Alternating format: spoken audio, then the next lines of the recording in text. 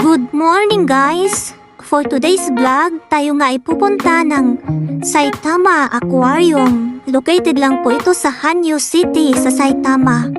From my place around 1 hour and 20 minutes by car.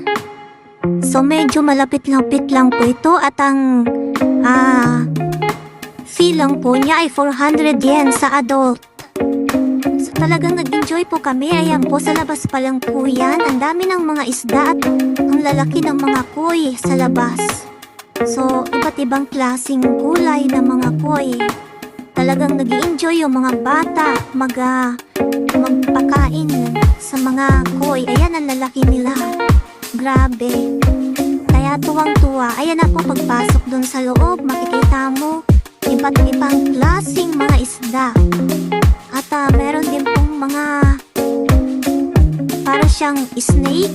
Tapos meron din pong iba-iba. Makikita niyo po dyan. So, ayan po, ang cute niya. So, yung iba pong video hindi na po nagkasya, kaya pinili ko na lang po. So, meron din pong ganyan, turtles. So, pwede din po hawakan ng mga bata. So, mag-i-enjoy po talaga ang mga chikiting nyo pag pinuntahan nyo ito. Kaya, puntahan nyo po one of these days. So, yun na lang po. Thank you for watching guys.